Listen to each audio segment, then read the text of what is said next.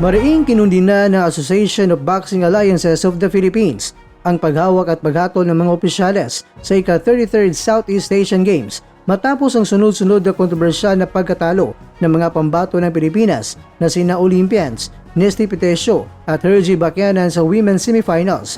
At ayon kay ABAP Secretary General Marcos Manalo, parehong ginawa ni Bacquiadan at ni Petesio ang sapat upang manalo sa kanilang laban. Ngunit binigo sila ng mga tinatawag niyang questionable na desisyon mula sa mga referee at hurado.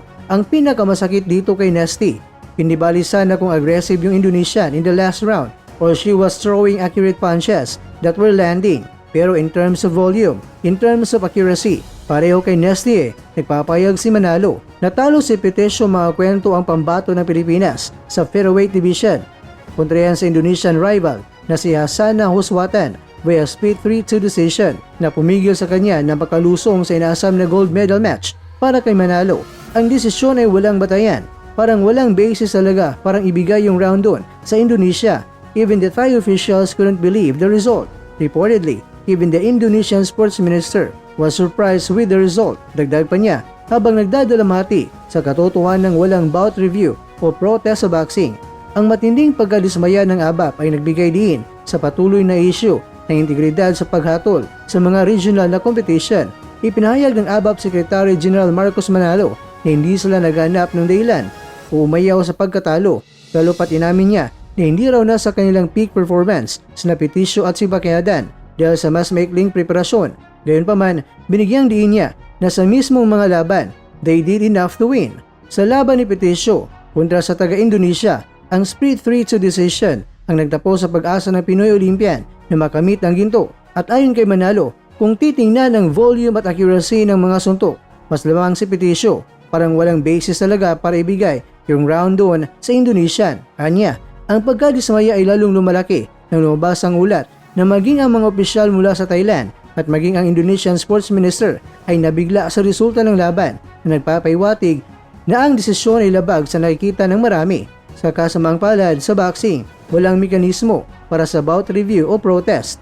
Ganoon din ang pananaw ni Manalo sa pagkatalo ni Hergy Bacquiadan sa semifinals sa women's 70 kg laban niyan sa Thai boxer na si Manicon Bison.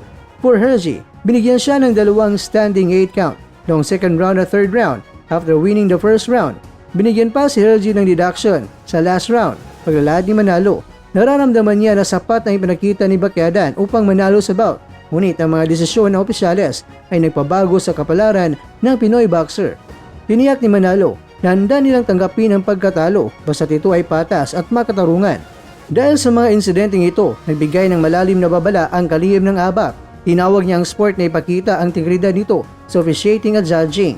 Hindi naman bago ito sa boxing, pero unfortunately, part of the things that you have to deal with. Pero the sport really has to be better in terms of integrity. Gate ni Manalo. Nangamba si ABAP Secretary General Marcos Manalo na ang patuloy na isyu ng hindi patas na refereeing at judging ay maaring magkaroon ng matinding negatibong epekto sa buong sport ng boxing sa buong mundo, hindi lang sa Pilipinas. Otherwise, baka we don't really deserve to be in the Olympics beyond 2028 kasi hindi natin mapakita sa mundo na may integrity tayo when it comes to refereeing and judging. Babala ni Manalo.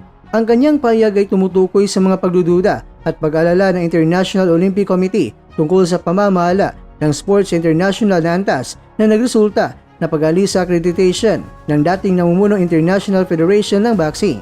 Ang pagkatalo ni Petesio at Bacquiadan na parehong Olympian at inasang magdadala ng ginto para sa bansa ay isang malaking dagok sa medal haul ng Pilipinas sa SEA Games. Ang dalawang ito ay tinuturing na haligi ng boxing team ng Pilipinas at ang kanilang magang pagkabigo sa semifinals dahil sa mga kontrobersyal na desisyon ay hindi lamang nagdulot ng kalungkutan sa kanilang sarili, kundi pati na rin sa buong delegasyon at mga tagahanga.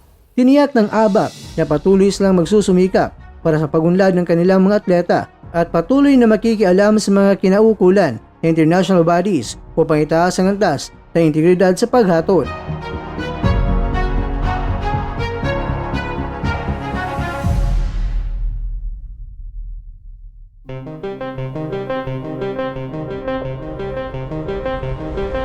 Mga kakwento, sa kabila ng frustration, nananatili ang pag-asa na ang mga kontrobersiyang ito ay magsisilbing wake-up call para sa mga namumuno sa Southeast Asian sports at sa global boxing community. Unfortunately, That's how it is in boxing. There's no bout review here. There's no protest. Pagtatapos ni Manalo na nagpapahiwatig ng pinakamahusay na magagawa ng ABAP ay payag ang kanilang pag-alismaya ay pagpatuloy ang laban para sa patas sa kompetisyon sa SEA Games 2025 sa Thailand.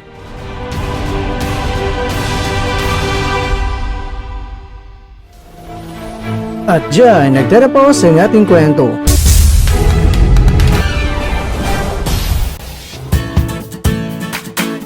Maraming salamat mga kakwento sa inyong panonood. Pero baka naman mga kakwento ay nagustuhan niyo po ang kwento natin ngayon.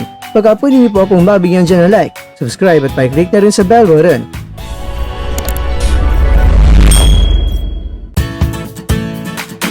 Pero bago tayo tatapos mga kwento, syempre, shoutout po muna tayo dyan sa ating mga kakwento.